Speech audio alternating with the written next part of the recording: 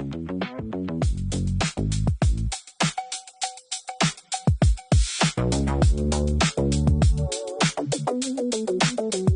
right. So welcome back to week 2 of the Business Idiots podcast, where we are talking all things tech, AI and business. I've got here with me Jim and Alex. So welcome back, guys. I see you've come back for week 2, Alex. Why? That's a really good question. I tried to delay this. There was no amount of sickness that would get me out of this, unfortunately, because I have friends that insist on upholding prior commitments. So good to see you. Good to see you, Jim. Well, thanks for coming, mate. Appreciate it. Jim, welcome back, mate. How are you? Yeah, good. All you back on deck? All systems go. Yeah, that's Good. it. I was sick just before week 1. Alex is sick just before week 2. But now I'm full back in. Very thankful to Uncle Anthropic for extending my Claude, my Fable access. But again, I don't know whether you guys have noticed or not. It's really slow.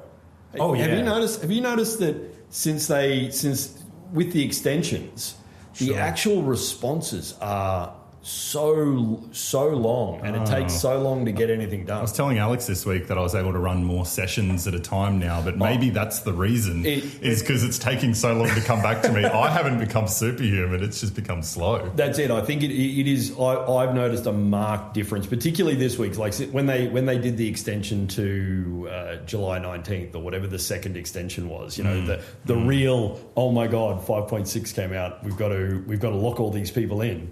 Offer, whatever, however you want to frame it.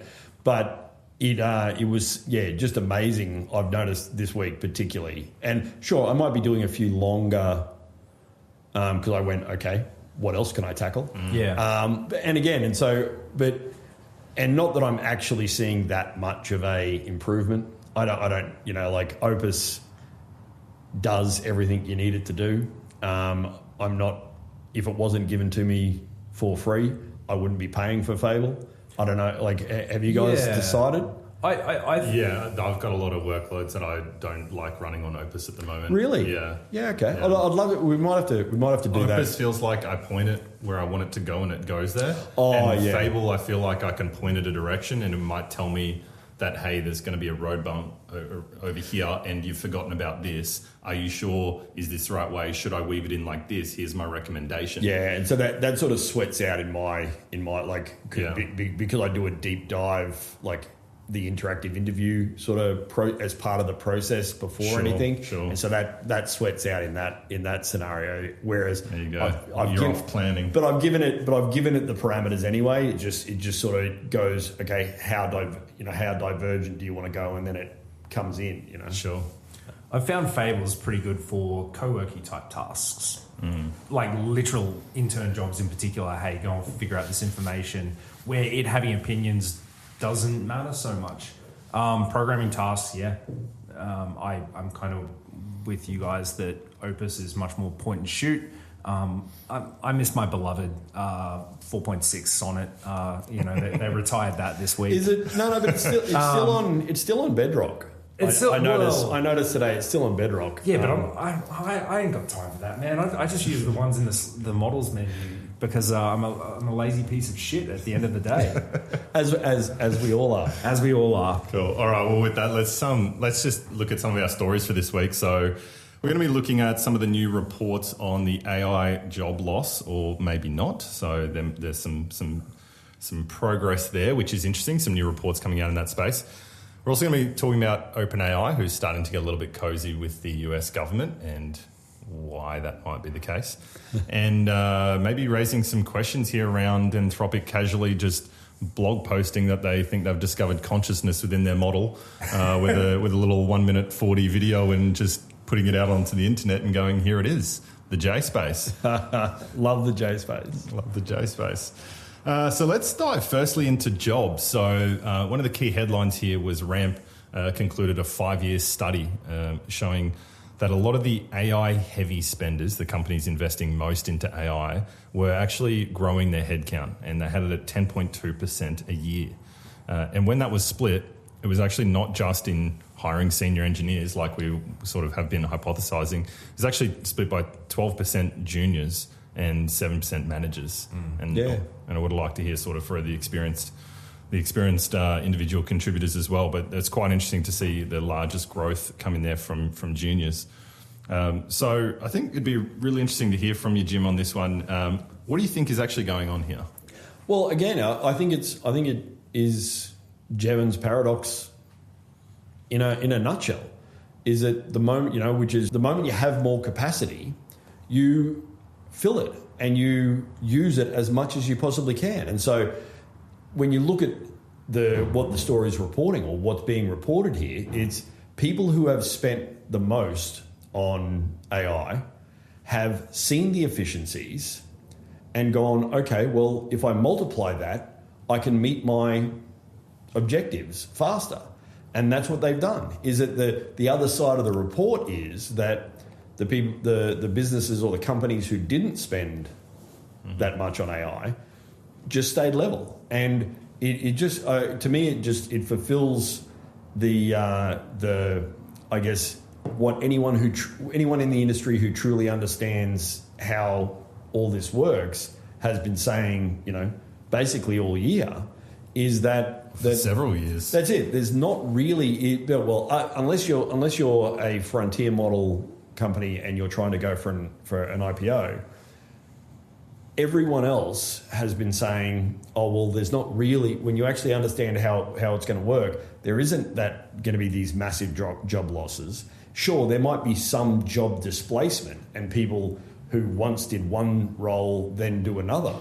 But the opportunities that come from investing in AI and the efficiencies that come from investing in AI end up paying off so much that you want to expand your team to do more.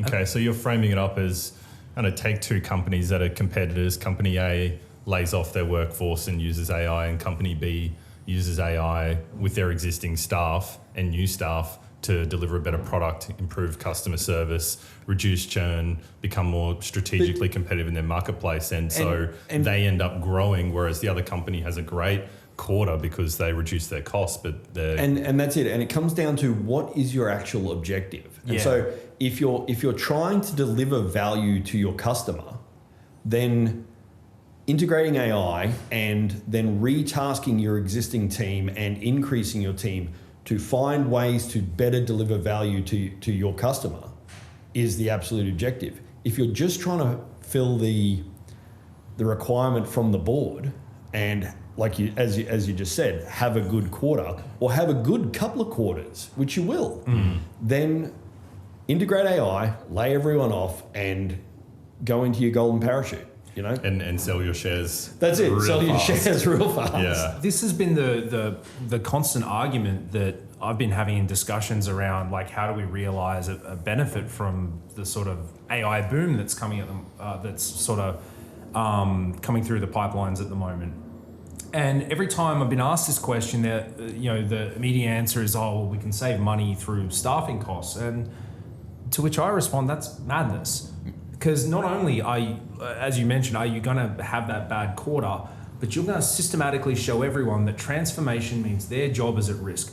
Are they going to support you in the next step of your journey? Absolutely not. Absolutely not. And have you sufficiently captured all the business knowledge? But absolutely not. Absolutely not. But right? Also, and why don't we just ask them to give us all their business knowledge before we lay them off? Well, hey, look, apparently this works at Facebook, but they've got a lizard person hiring policy there. So lizard people and standard HR, it's a little bit different. But there we go. 15 minutes in before Alex has to mention the lizard people. There was another report where Gen Zs were actively trying to sabotage AI initiatives in the companies they work for, just because of this exact reason. Is that all they saw it as was someone trying to lay them off. Well, you guys know the origin of the word Luddite, right?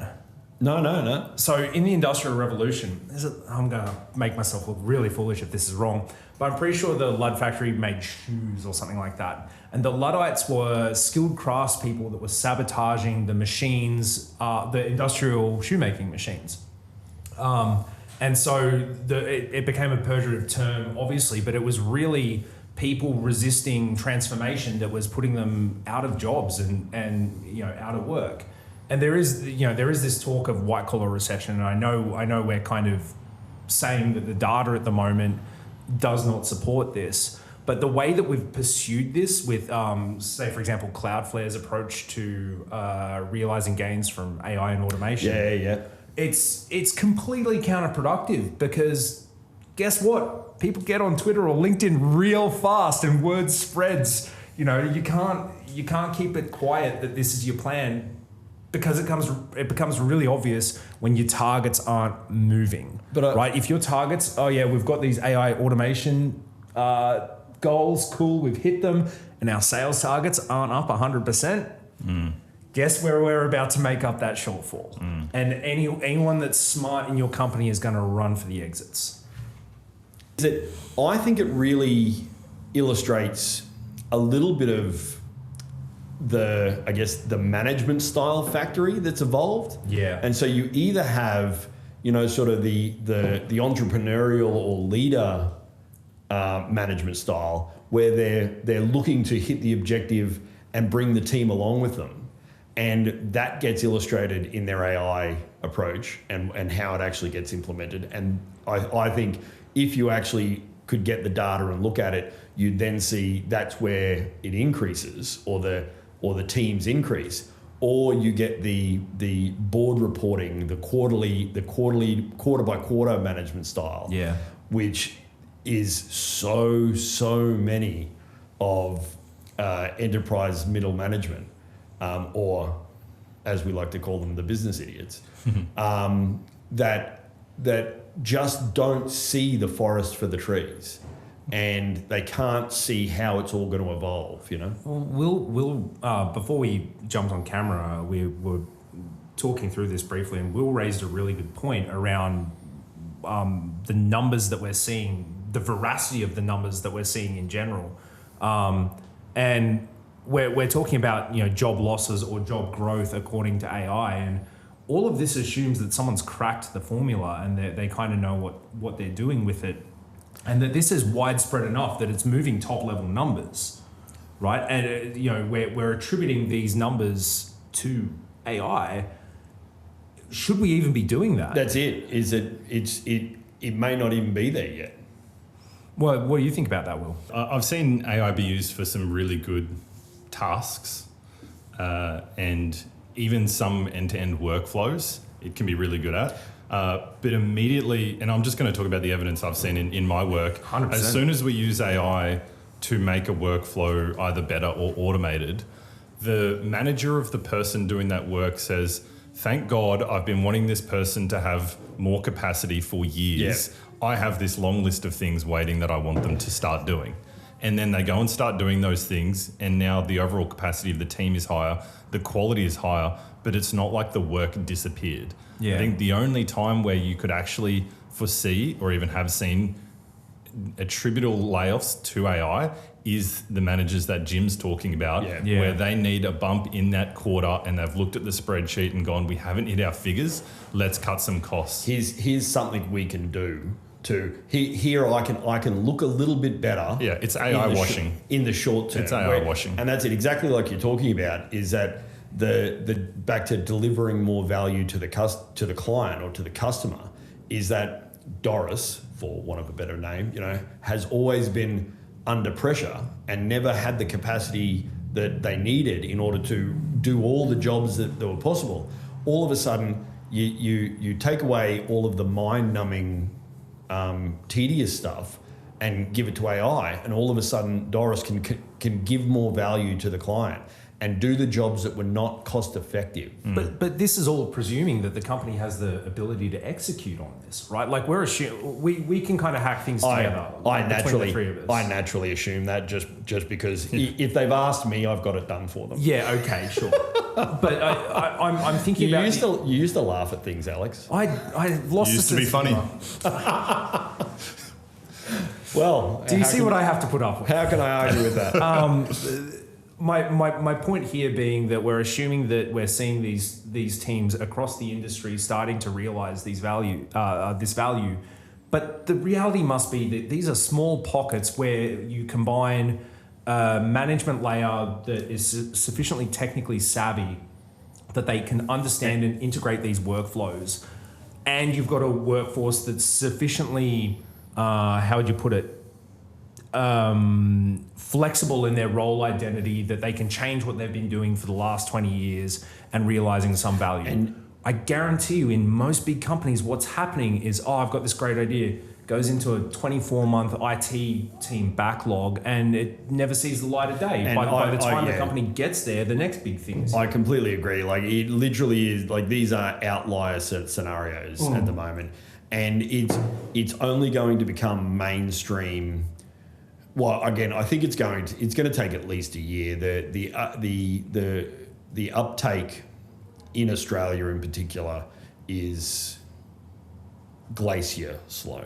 And I think it's because it's only where these isolated scenarios where someone has used it themselves and then had the leadership and the authority to make a decision to push it through into their team, and their team are responsive to it. Because again, as a lot of the times you find that the team are apprehensive and because of all the doom and gloom that Anthropic and OpenAI have been pushing out so that they can sell their IPO for higher. It's got to be a self-defeating strategy for them at some level, but I think it will. But I think they'll get a good IPO price in the meantime. And as we'll touch on a bit later on, is that they'll diversify into other revenue streams. Yeah, fair enough. You know. Well, they'll have to. But talking of the frontier labs, why don't we move on now to OpenAI? So there's been some interesting things happening with OpenAI over the last couple of weeks, and we'll talk about the release of GPT 5.6 very shortly.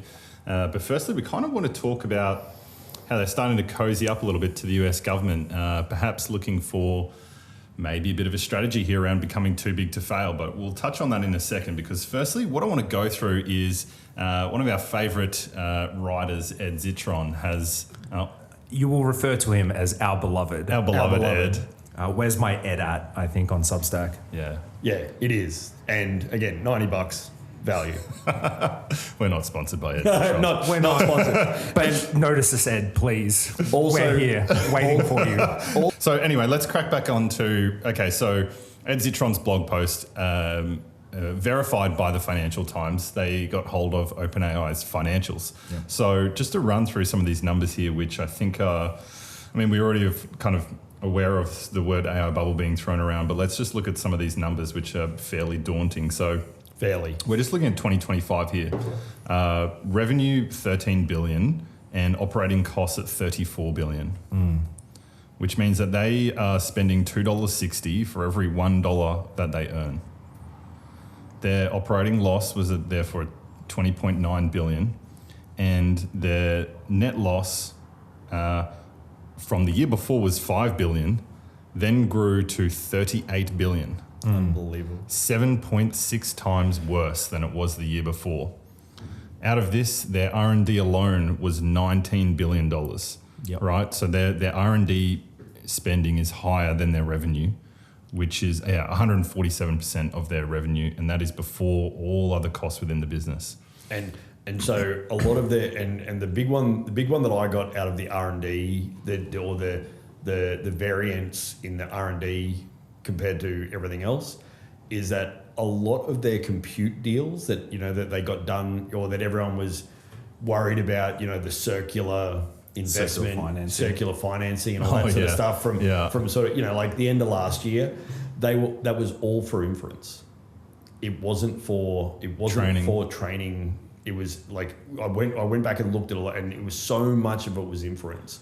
And so you start to go, okay, well, the R&D cost doesn't even factor in the deals they did in order to get access to GPUs. Yeah. Which was I wonder if that was because they didn't want to do training on someone else's hardware. If they're kind of keeping their own cards close to their chest, or if it's purely financial play. I think it's Yeah, it's more a financial play because there was some suspicion in the past that they were moving some of their operating losses onto their marketing budget, Yeah. for instance. They have, and again, I'm not an accountant. I assess the various controversial things I read in newspapers as if they're true. But assuming that this is true, we've got some financial wizardry going on in the background here. What do they have to fear from Amazon? Amazon's not going to be able to replicate them in time. Jeff Bezos doesn't play that way. He buys you out or he steals you outright. Well, I would love to, and I said it last week, and I'm now going to try and weave it into every single week. I would love to be in some of these meetings just to hear the arguments and the decision making process that's going on, because it seems like they're trying to do, you know, like the 3-card magic trick, where they're just Monty. Yeah, they're just trying to hide what's going on and say, oh no, it's this, and they're just gaslighting everyone to get them to believe what they want them to believe. But that's not new in the largest enterprises in the world. I understand that it's not new, but the problem here is that every business in the world is building their intelligence into these few companies. Back to Alex Karp on CNN, you know, everyone's, you know, seen the clip, and the rant is that is he right? You know, should we all be looking for an alternative and be building something separate? I look at this decision making and it's starting to feel like a con game. Or it's very entertaining to watch, but that's the thing. It's entertaining, which tells me I'm not watching the thing that's actually. But that's what concerns me about it, is that previously large enterprise has done this in a much smoother way. A defensible way. We've all been happy to be gaslit. You know, we're all convinced of the story. Well, we weren't happy, but it was the only choice. But that choice wasn't ruinous for us. Potentially ruinous. We needed our software. It was going to give us a bump in efficiency, and so we'd go with it. And I'll see that as the starting point. It just then becomes there is a rising capability in open source models or models that cost you a fraction of what OpenAI or Anthropic are trying to charge, and that's it. I heard it. I think Chamath Palihapitiya was on he was on like morning news, I guess, in the last day or so. And he described it as, you know, if someone's trying to charge you $50 or $26 for 1 million tokens, and then someone else is trying to charge you $1, you really have to question all of that. And so it's just really good marketing if you're left debating with people 50 versus 26.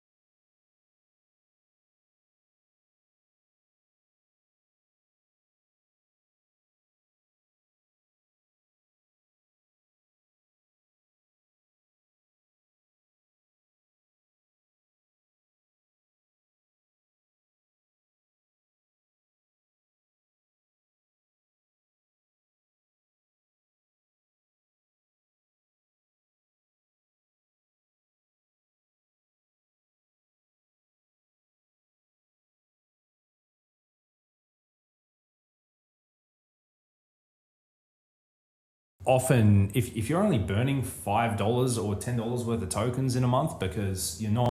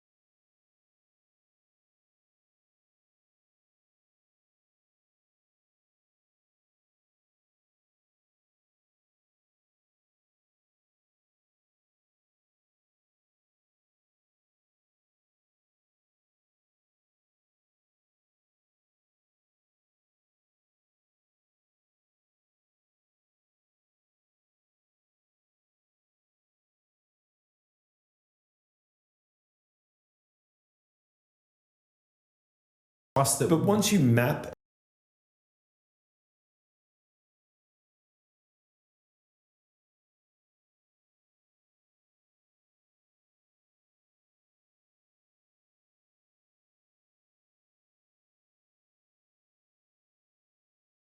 you need the harness there.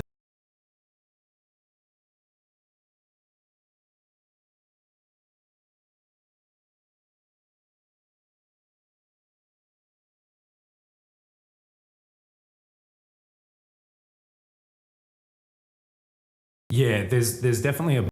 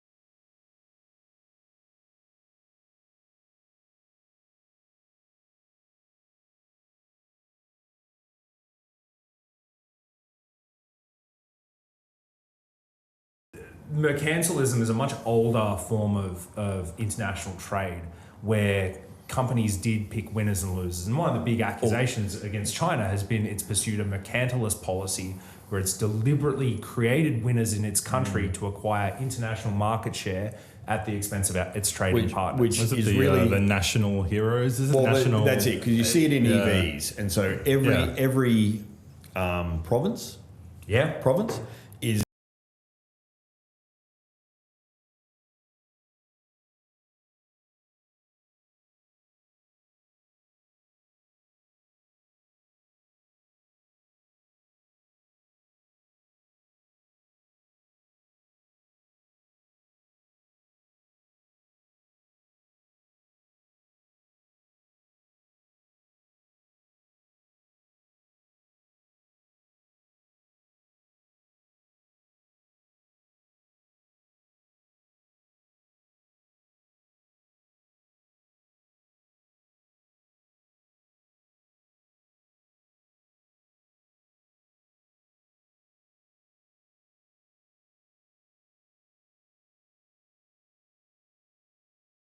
Once economies get to a certain scale,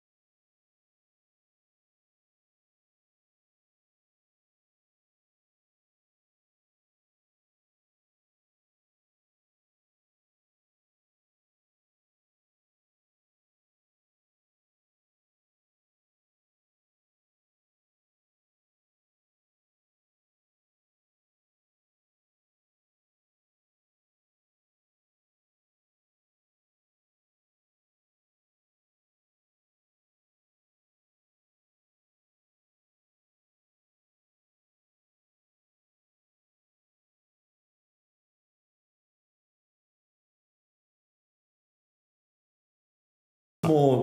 Here's my opinion on 5.6, Jim. Yeah, Big meh. big meh. But It was exactly what I said, what was it, 2 weeks ago? Was that Sam Altman had every incentive.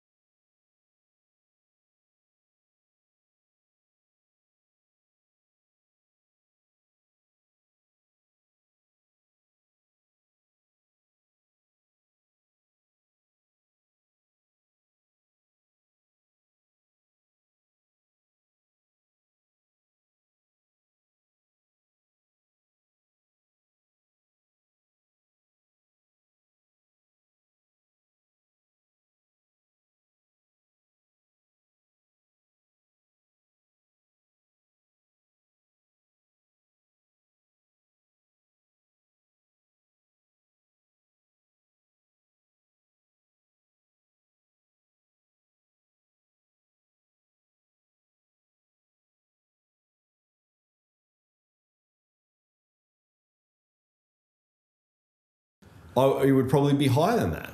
Is that but that's why they're going to be. That's why they're looking to get a $1 trillion valuation. Is it? Well, they better come out fast because open source and so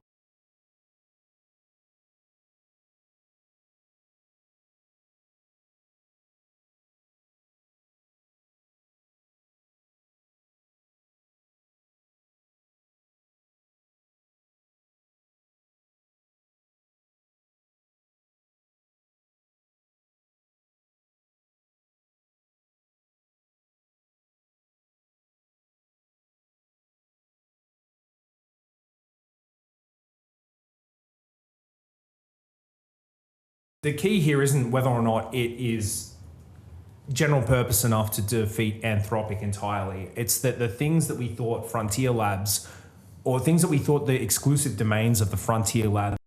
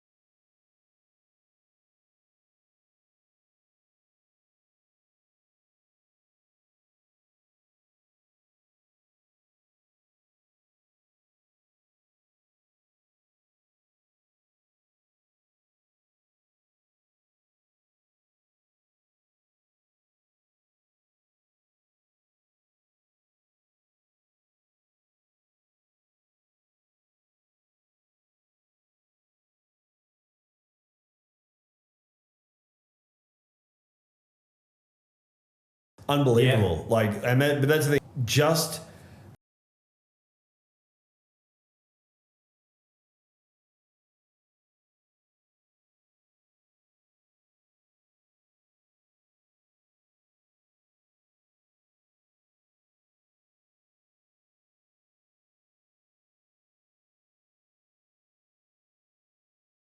payoff.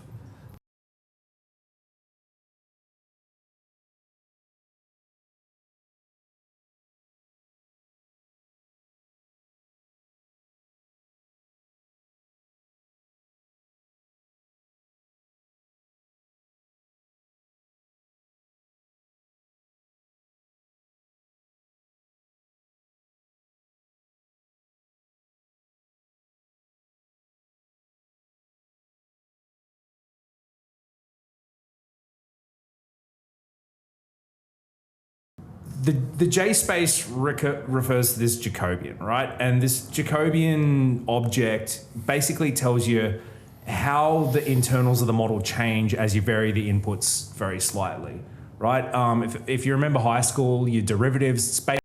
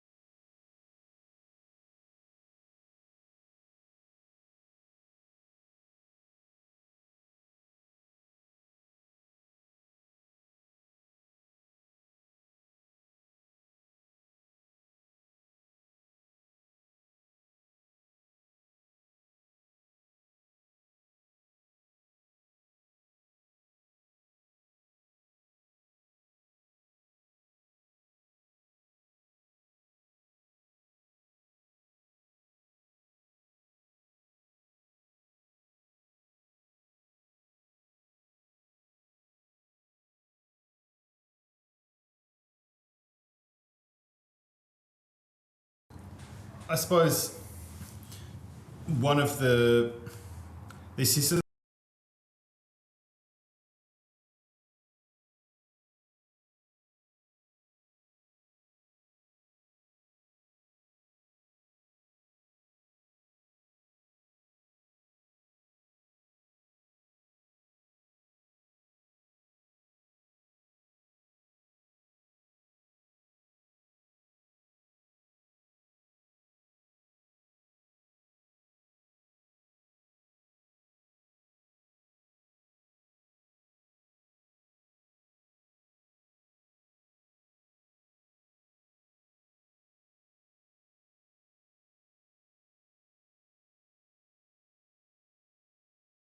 I sent so an email this week, totally handwritten. Someone said, "Was that AI?" I'm starting to sound like the AI. Well, I'm spending too much time with it, Jim. And you can't pull me back because you also spend too much time with